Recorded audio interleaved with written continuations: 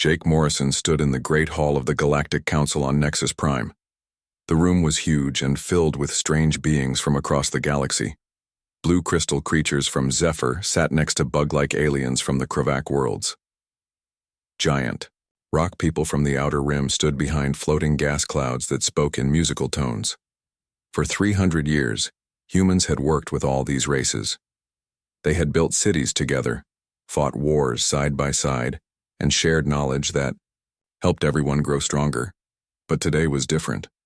Today, Jake had come to deliver a message that would change everything. The Zephyrian leader, a tall crystal being named Velcor, spoke first. His voice sounded like wind chimes in a storm. "Human Ambassador Morrison, we are glad you are here.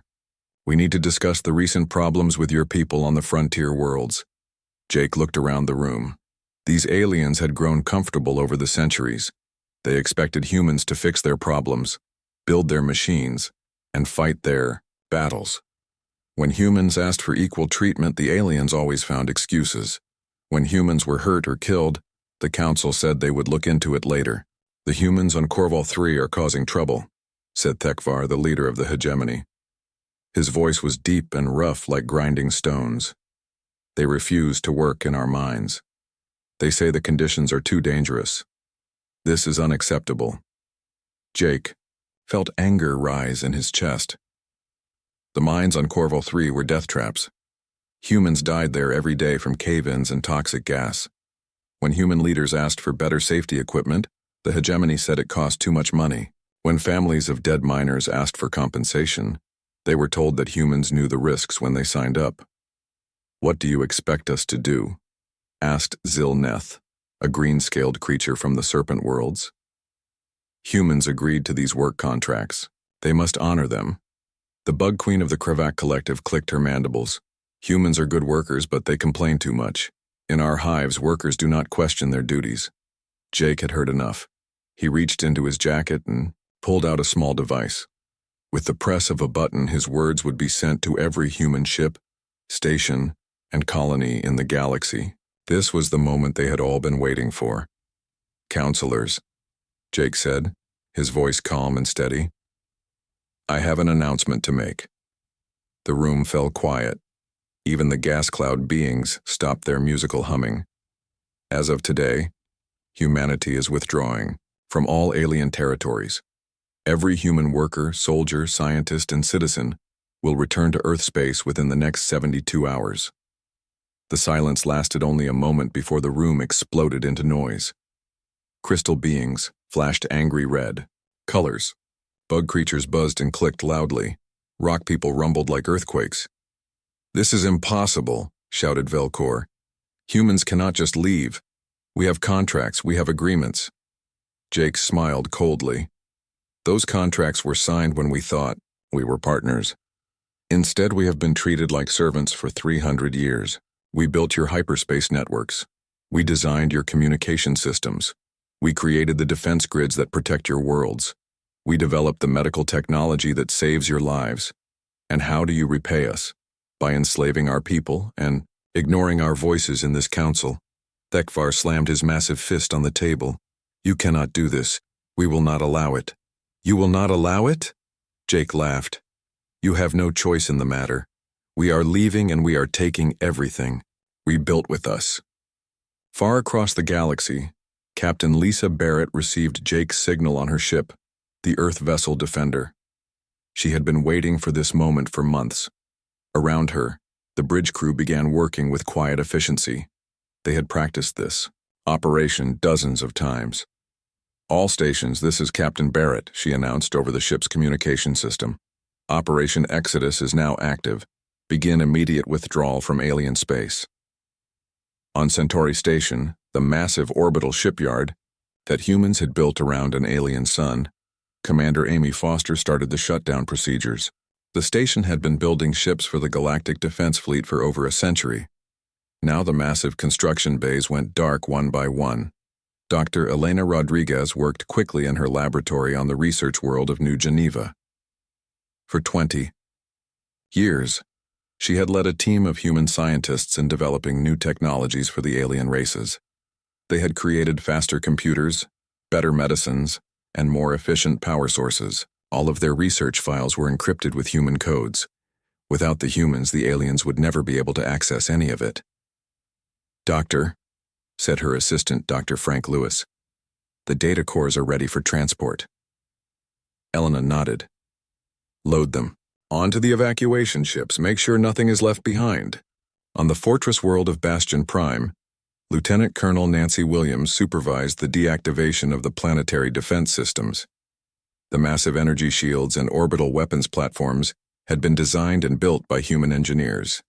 They protected 12 major alien homeworlds from asteroid impacts and hostile fleets. "Colonel," said Sergeant Tony Roberts, "the aliens are demanding we leave the defense systems online." Nancy shook her head.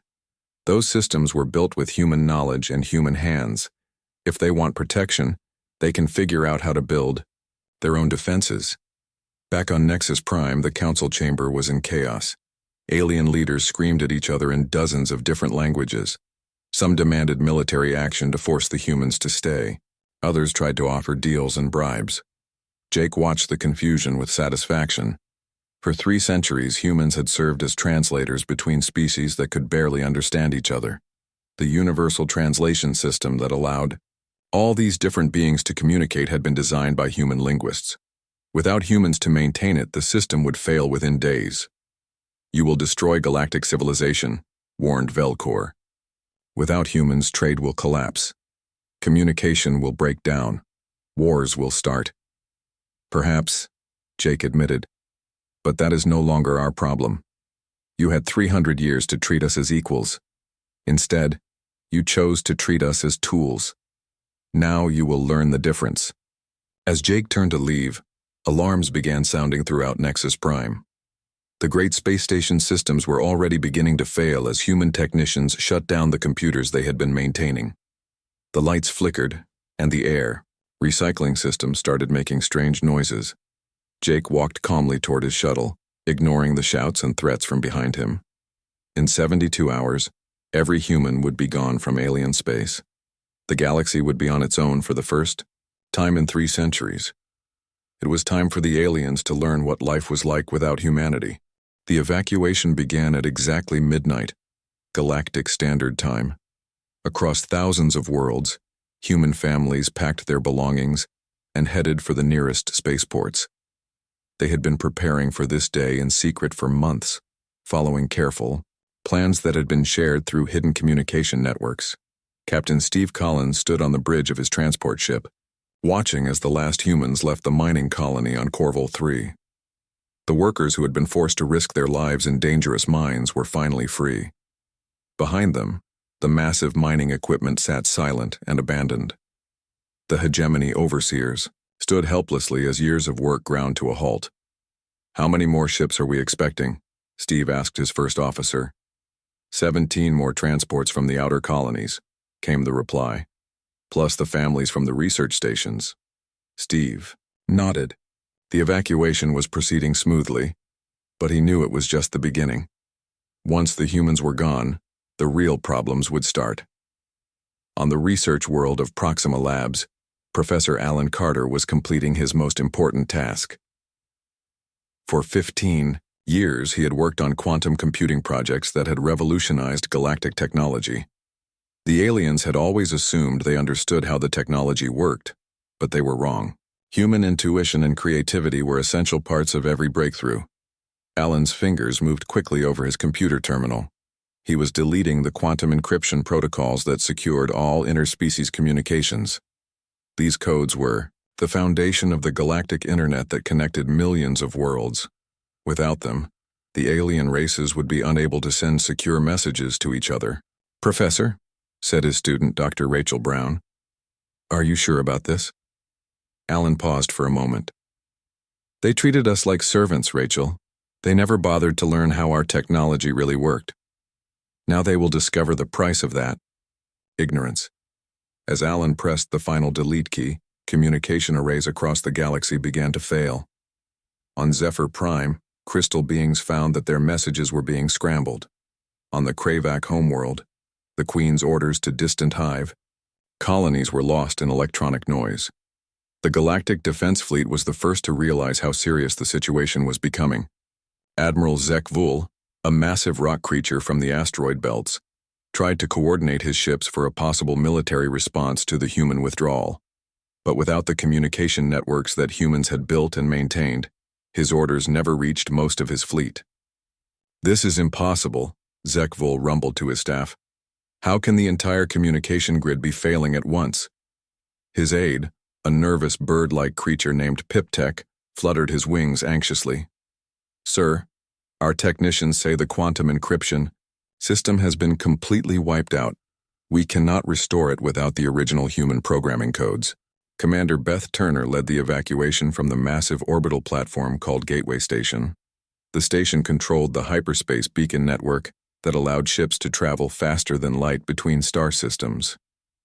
For 2 centuries, human technicians had maintained the complex calculations needed to keep the network running safely. Beth watched as her people shut down the beacon control systems one by one. Each shutdown meant that another section of the galaxy would be cut off from faster-than-light travel. Ships would be stranded between systems, unable to navigate the dangerous hyperspace currents without human guidance. "Ma'am," said Lieutenant Dan Murphy, "the aliens are demanding we leave the beacons operational." Beth shook her head. "Those beacons require constant maintenance and recalibration. If they want to keep them running, they can figure out how to do it themselves."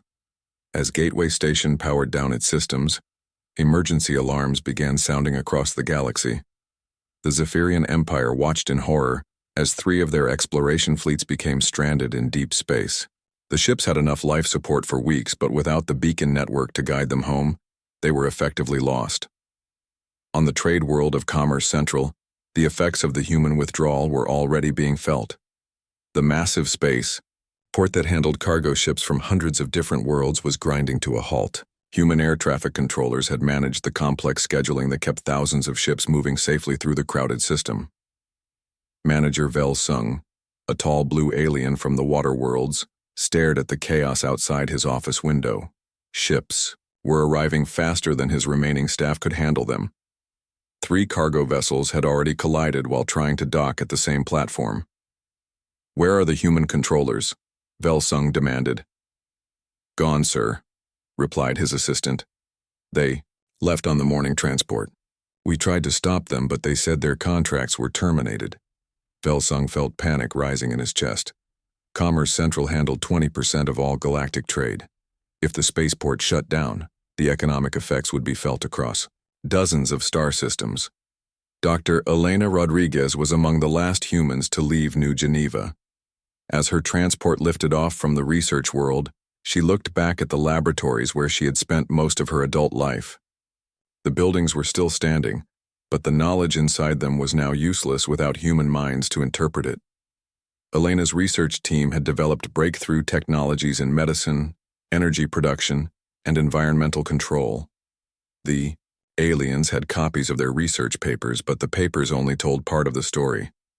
The real knowledge was in the human understanding of how to apply and improve the technology. "Do you think they will figure it out?" asked Dr. Frank Lewis, sitting beside Elena in the transport. Elena smiled sadly. "Eventually, some of them might.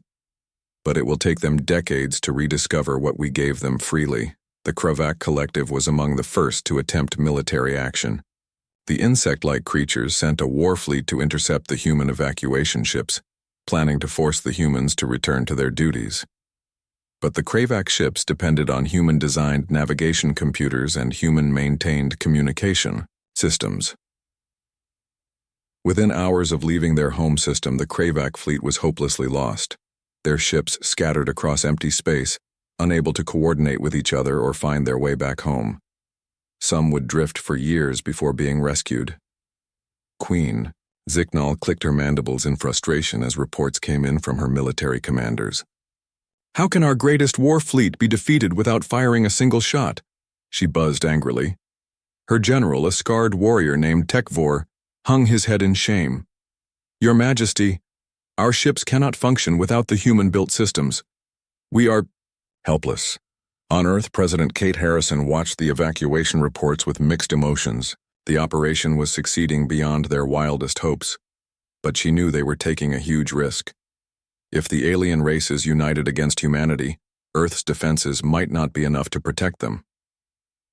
"Madam President," said her Chief of Staff, General Carlos Martinez, "all our people will be safely in Earth space within 48 hours. Kate nodded. And the alien responses? Confused and angry, but so far no coordinated action. Their communication systems are failing too quickly for them to organize any kind of unified response. As the hours passed, the scope of the galactic crisis became clear. The hyperspace beacon network was failing system by system. Communication between worlds was breaking down.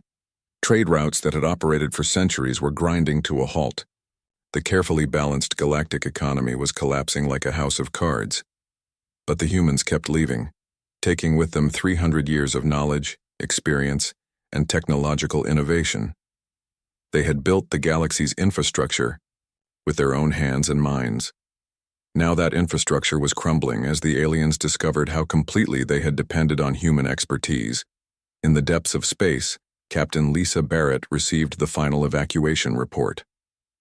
Every human civilian, worker, and soldier had been successfully withdrawn from alien territory. The greatest evacuation in galactic history was complete. "All ships," Lisa announced over the fleet communication channel, "welcome home."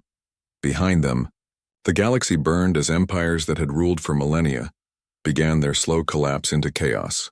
2 years had passed since humanity withdrew from the galaxy, and the collapse was complete. Admiral Janet Phillips stood in the command center of Earth Defense Headquarters, studying the latest intelligence reports from their deep space monitoring stations. The holographic display showed a galaxy transformed by chaos and destruction. "Admiral," said Captain Rick Davis, her intelligence chief, "the hegemony has officially fragmented. Supreme Overlord Zach Mull was overthrown last month by his own generals. The Empire has split into 47 separate territories, most of them at war with each other." Janet nodded as she examined the data. Where once the hegemony had controlled thousands of worlds in an organized empire, now there were only scattered city-states fighting over the ruins. Without human technology to maintain their infrastructure, the massive rock beings had reverted to the tribal warfare that had characterized their species before joining galactic civilization. "What about their industrial capacity?" Janet asked. "Down to less than 5% of pre-withdrawal levels," Rick replied. "Their factories have shut down one by one as the automated systems failed. They are trying to rebuild using primitive methods, but their population is too large to support without advanced technology." Commander Lisa Barrett brought her reconnaissance ship, the Survey, close to what had once been the Zephyrian Empire's capital system. The crystal beings had been among the most advanced species in the galaxy, masters of energy manipulation and crystal technology. Now their worlds were dark. "Captain," said her science officer, Dr. Mike Johnson, "I am detecting massive power failures across the entire system. It appears the Zephyrians can no longer maintain their energy grid." Lisa looked at the sensor readings in amazement. "How is that possible? They have been working with crystal technology for thousands of years." "Their technology was integrated with human computer systems," Mike explained. "The crystals could store and channel energy, but the control systems that regulated the flow were entirely human-designed. Without those systems, their own crystal technology has become useless to them." Through the ship's viewports, they could see the once beautiful crystal cities of Zephyr Prime. The towering spires that had glowed with inner light for centuries were now dim and cold. The Zephyrian population was abandoning their cities and reverting to a primitive existence in natural crystal caves. Emperor Velkos had been reduced to living in a small cavern with his remaining followers. The crystal being who had once ruled over 100 worlds now struggled to provide basic necessities for a few thousand survivors. "Your Majesty," said his former advisor Selvar, "we have received another message from the human homeworld." Velkos glowed with desperate hope. "Are they finally responding to our pleas for help?" Selvar dimmed sadly. "No, sire. It is the same automated response we have received to all our messages. Earth acknowledges our transmission, but states that humanity has no current interest in resuming contact with alien civilizations." The Kravak Collective had suffered perhaps the worst fate of all. The insect-like beings had always prided themselves on their unity and efficiency, but the loss of human-maintained communication networks had shattered their hive minds. Queen Zignal found herself ruling only a single world, unable to coordinate with the other queens who had declared independence. Status. Report. The queen buzzed to her remaining advisors. General Tekvor clicked his mandibles nervously. Your Majesty, the Northern Hive and the Coastal Hive have declared war on each other. The Mountain Hive has gone completely silent. We believe they may have reverted to a pre-technological state. Zignal felt despair wash through her compound. Mind. The Kravak had been a single unified species for over 2,000 years. Now they were fragmenting into separate groups that viewed each other as enemies. On Earth, Dr. Frank Lewis was leading a team of xenobiologists in studying the psychological effects of the galactic collapse on different alien species. His research was providing fascinating insights into how various races had become dependent on human leadership and innovation. The data is quite remarkable, Frank told his colleague, Dr. Emma Rodriguez, during their weekly briefing. Most of these species had reached technological plateaus centuries before making contact with humanity. Our involvement allowed them to advance far beyond their natural capabilities, but they never developed the innovative thinking necessary to maintain that level of technology. Emma nodded as she reviewed the psychological profiles. The Zephyrians, for example, are excellent at using and maintaining existing crystal technology, but they lack the creative problem-solving skills to adapt when systems fail. The Kravak are superb at following complex instructions, but they cannot generate new solutions when circumstances change. And humans? Frank asked. Emma smiled. Humans excel at exactly the things these species lack: creative thinking, intuitive problem-solving, and the ability to innovate under pressure. That is why they needed us so desperately, even though they never admitted it. Captain Steve Collins was commanding a long-range patrol mission near the former border of the Vorthon Republic when his ship detected massive energy signatures from the direction of the old capital system. What are we looking at? Steve asked his sensor operator. It appears to be some kind of massive explosion, sir, came the reply. The entire Vorthon homeworld system is showing signs of catastrophic damage. Steve felt a chill run down his spine. Natural disaster or artificial? Artificial, sir. The energy patterns match a failed attempt at antimatter containment. It looks like they were trying to rebuild their power infrastructure and made a critical error. The destruction of the Vorthon homeworld sent shockwaves through what remained of galactic civilization. The reptilian species had been attempting to reverse engineer human antimatter technology to restore power to their worlds. Instead, they had created an explosion that sterilized their entire home system, killing billions and leaving their surviving colonies completely cut off from each other. News of the disaster reached other struggling empires and caused widespread panic. The few remaining alien governments realized that their attempts to replace human technology were not just failing, but actively dangerous. Some began imposing strict bans on any technological experimentation, while others collapsed entirely as their populations lost faith in their leaders. President Kate Harrison received a special report from the Galactic Monitoring Division, AI, new department that had been created to track developments in alien space. The briefing painted a picture of complete civilizational collapse across multiple star systems. Madam President, said Director Alan Carter, our estimates suggest that galactic population has dropped by approximately 60% since our withdrawal. Starvation, disease, and warfare are claiming millions of lives daily. Kate felt the weight of those numbers, but she also remembered the centuries of human suffering that had led to this moment. What about refugee movements? Massive, Alan replied. Billions of beings are fleeing their homeworlds in whatever ships still function. Many are heading toward Earth space, hoping we will accept them. Our response? We are maintaining the quarantine, Alan confirmed. Any alien vessel that approaches our solar system receives a warning to turn back. So far, all have complied. Dr. Claire Jenkins was working in her laboratory on Luna when she made a breakthrough that would have seemed impossible just years earlier.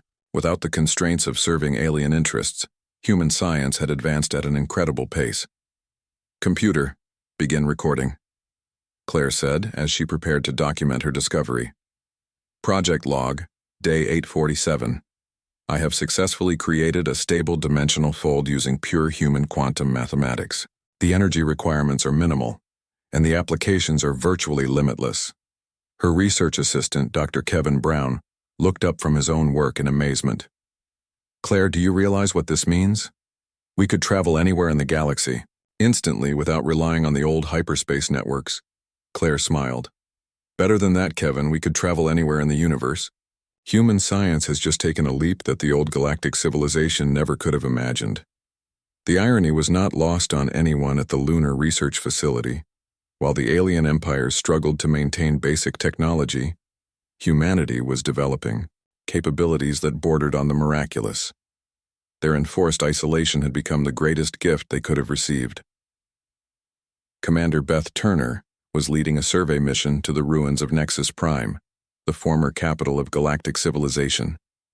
The massive space station where the Galactic Council had once met was now a drifting hulk, its systems dead and its chambers empty.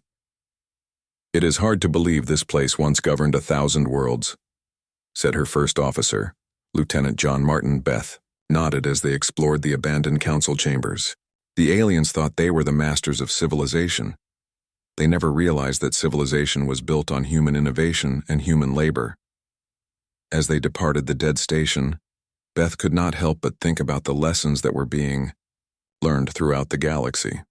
The price of treating any species as inferior was now being paid in the collapse of everything the aliens had taken for granted. Back on Earth, humanity continued to grow stronger and more advanced with each passing day. 6 months had passed since the last human ship left alien space.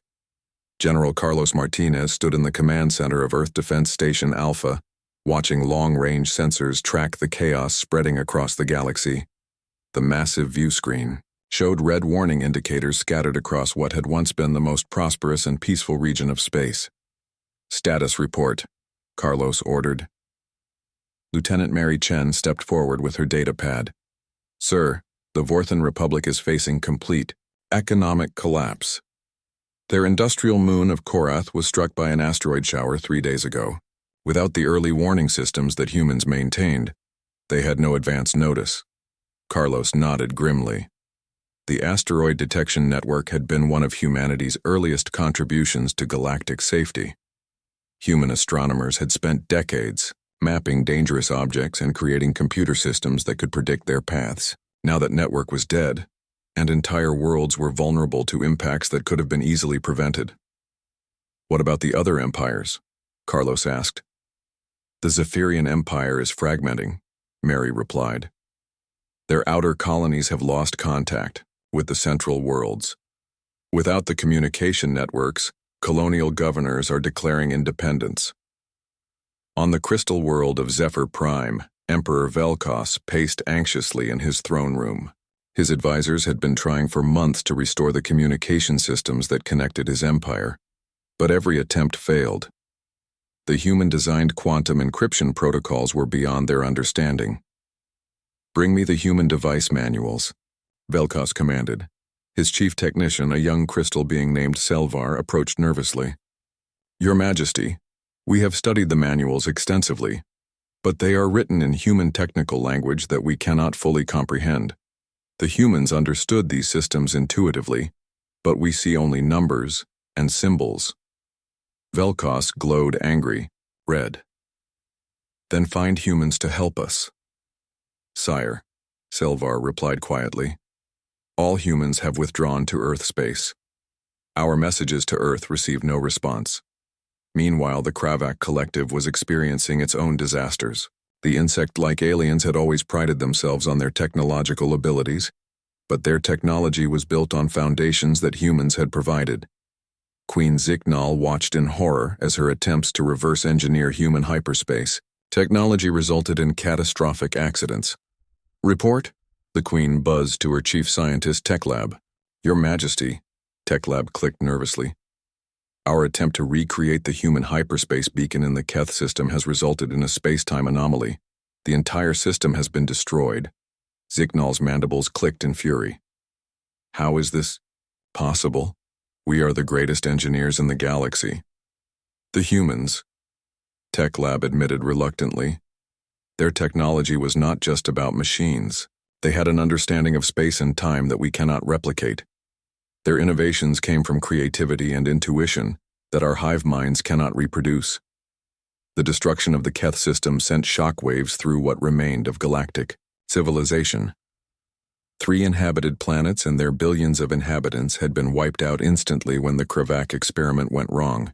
Other alien races began to panic, realizing that attempts to replace human technology were not just failing but actively dangerous. Dr. Richard Powell sat in his office at the Human Heritage Foundation on Earth, cataloging the reports that were reaching them from across the galaxy.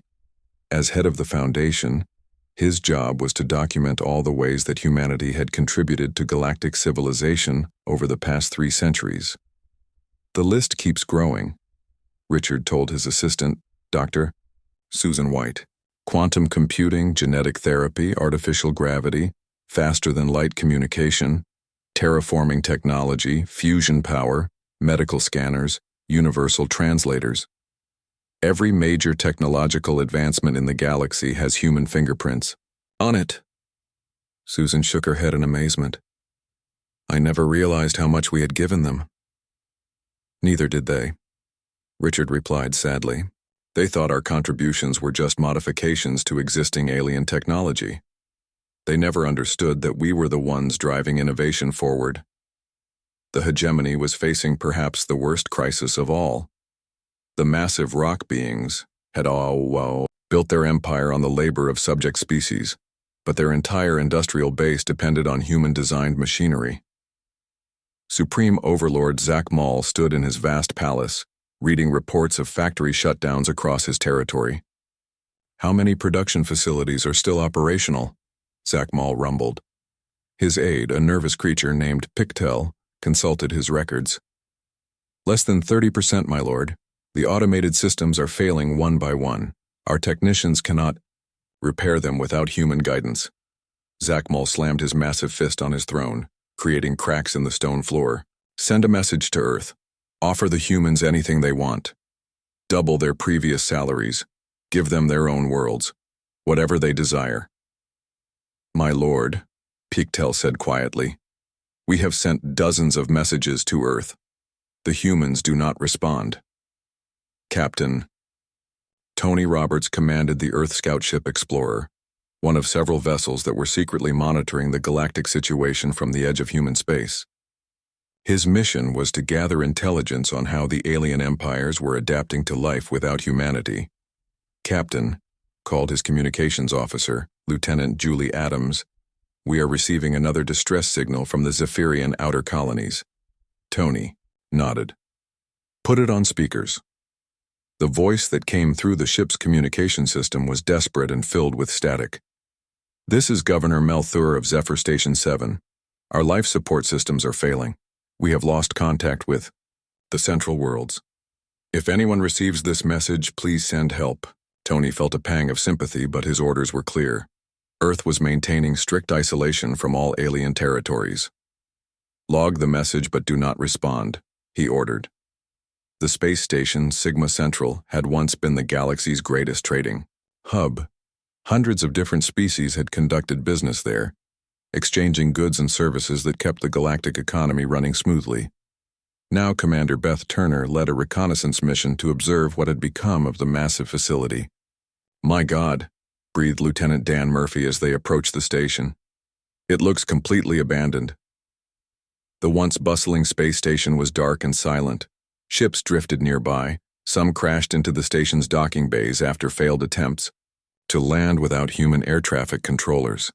The complex systems that had managed thousands of transactions per day were now dead. The entire galactic trade network has collapsed, Beth observed. Without human mediators and translators, the different species cannot even negotiate with each other effectively. Back on Earth, President Kate Harrison convened an emergency session of the World Council. Representatives from every human nation gathered to discuss the reports coming in from beyond their solar system. The situation is worse than we anticipated, Kate announced to the assembly. Multiple alien empires are on the verge of complete collapse. Billions of beings are at risk of starvation, war, or technological disasters. Senator Paul Johnson from the North American Federation stood up.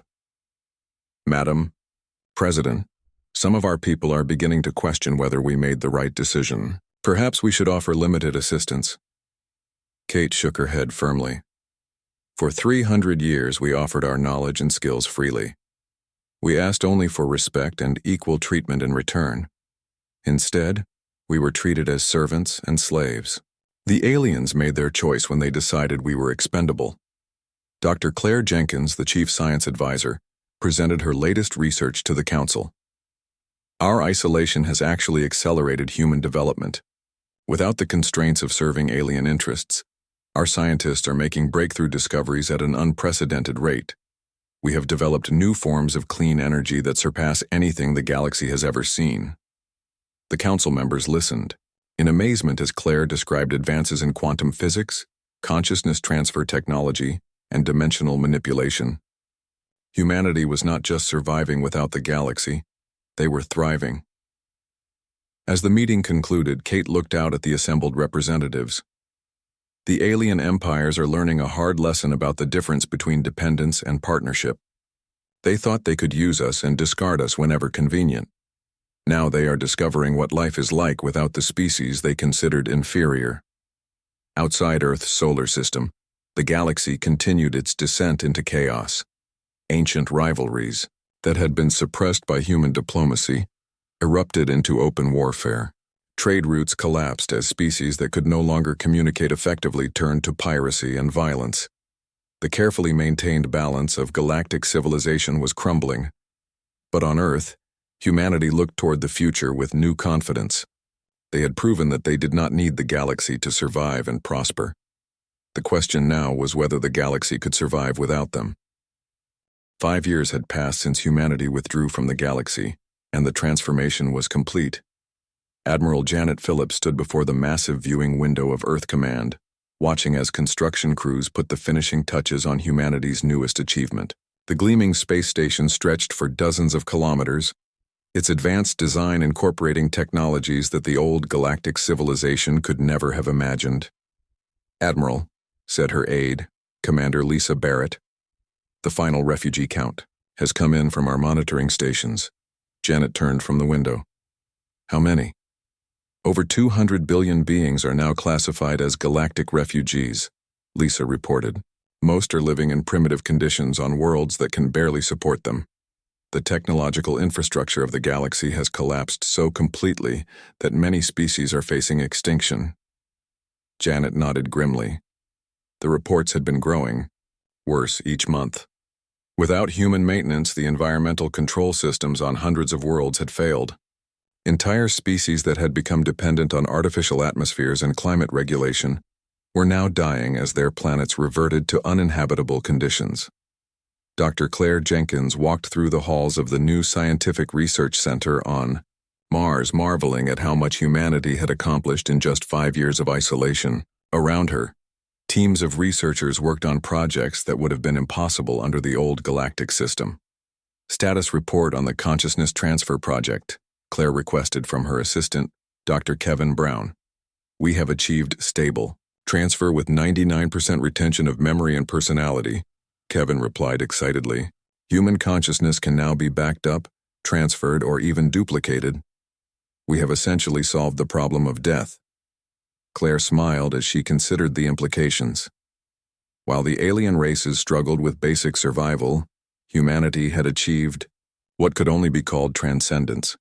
Their isolation had forced them to rely entirely on their own ingenuity, and the results exceeded their wildest dreams. President Kate Harrison received the latest diplomatic communication from beyond Earth's solar system. Unlike the desperate pleas for help that had characterized the first years after withdrawal, this message was different. It came from a coalition of younger alien leaders who had risen from the ashes of the old empires. "Madam President," said Secretary of State Paul Johnson, "this communication is unlike anything we have received before. They are not begging for our return. Instead, they are proposing something entirely new. Kate read the message carefully. The coalition represented survivors from a dozen different species, individuals who had witnessed the collapse of their civilizations and drawn hard lessons from the experience. They were offering true partnership based on equality and mutual respect. They want to negotiate a new galactic charter, Kate observed. One that explicitly recognizes human leadership in technological and scientific matters. More than that, Paul replied. They are offering to restructure their entire societies based on human principles of innovation, creativity, and individual rights. They have seen what happens when those principles are absent. Captain Steve Collins commanded the Deep Space vessel Pioneer as it conducted the first official human survey mission beyond the solar system in 5 years. His orders were to assess the current state of galactic civilization and determine whether any meaningful recovery was possible. Captain, said his science officer, Dr. Mary Anderson, we are approaching the former location of the Zephyrian capital system. Steve looked at the sensor readings with amazement. I am not detecting any artificial energy signatures at all. It is as if the entire civilization has simply vanished. As they moved through the system, they found scattered groups of crystal beings living in natural formations, their technology completely abandoned. The Zephyrians had reverted to a Stone Age existence, unable to maintain even the most basic of their former capabilities. Life signs? Steve asked. Less than 1% of the original population, Mary replied sadly. The rest either died when their technology failed or migrated to other systems in search of habitable conditions. The story was similar throughout the former alien territories. The Krayvac had fragmented into dozens of separate hives that treated each other as enemies. The hegemony had collapsed into warring tribes that fought over the ruins of their former cities. The Vorthon Republic existed only as scattered refugee camps on marginal worlds. On Luna Base, Dr. Frank Lewis was completing his comprehensive study of the galactic collapse. His research team had spent years analyzing the psychological and sociological factors that had led to the complete breakdown of alien civilization. The conclusions are unavoidable, Frank told the assembled scientists at the monthly research symposium. Every major alien species had reached the limits of their natural innovative capacity centuries before making contact with humanity. Our involvement allowed them to advance far beyond those limits, but they never developed the fundamental thinking patterns necessary to sustain that advancement. Dr. Emma Rodriguez raised her hand. Are you saying they were incapable of learning our methods? Frank nodded. Their brain structures and social systems evolved for different purposes. The Zephyrians are excellent at energy manipulation, but lack creative problem-solving abilities. The Krayvac are superb at following complex instructions, but cannot generate original solutions. The hegemony species are physically powerful but mentally rigid. And humans? Asked another researcher. Humans evolved as generalists, Frank explained. We can adapt to almost any situation and find innovative solutions to unexpected problems. That flexibility is what made us indispensable to galactic civilization, and it is what has allowed us to transcend the limitations that destroyed the alien empires. The Global Assembly convened in Geneva to debate humanity's response to the coalition's diplomatic overture. Representatives from every nation on Earth gathered to decide whether to end 5 years of isolation and engage with the survivors of galactic civilization. The choice before us is clear, President Harrison addressed the Assembly. We can remain isolated and continue our own development, or we can attempt to rebuild galactic civilization on our terms. Senator Angela Martinez from the South American Federation stood to speak. Madam President, our scientists tell us that human civilization has advanced more in the past 5 years than in the previous century. Why should we risk that progress by engaging with species that have proven themselves incapable of maintaining advanced civilization? Secretary Johnson responded, Senator, our isolation has served its purpose. We have proven that humanity does not need the galaxy to survive and prosper, but perhaps the galaxy needs us more than we ever realized. Dr. Claire Jenkins presented her latest research to the Assembly, describing advances that seemed like magic compared to the old galactic technology. Humans had developed faster-than-light travel that did not depend on beacon networks, energy sources that could power entire star systems, and medical technology that could repair any injury or illness. We are no longer the same species that was enslaved and exploited by the alien empires, Claire declared. We have become something greater. The question is whether we choose to use our new capabilities to help rebuild the galaxy or to explore new frontiers beyond it. The debate continued for days as representatives weighed the costs and benefits of re-engagement. Some argued that humanity had a moral obligation to help the survivors of the collapse. Others insisted that the aliens had brought their fate upon themselves and deserved no assistance. In the end, President Harrison proposed a middle path. We will not return to the galaxy as servants or even as partners, she announced. We will return as leaders. Those species that can accept human guidance and adopt our principles of innovation and equality will be welcomed into a new galactic community. Those that cannot will be left to face the consequences of their choices. The new galactic charter that emerged from negotiations was unlike anything in the history of interstellar civilization. Humanity was recognized as the leading species in all matters of technology, science, and governance. Alien species that wished to join the new community would be required to restructure their societies according to human principles.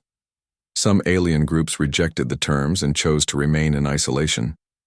But many others, having witnessed the complete collapse of their former way of life, eagerly accepted human leadership.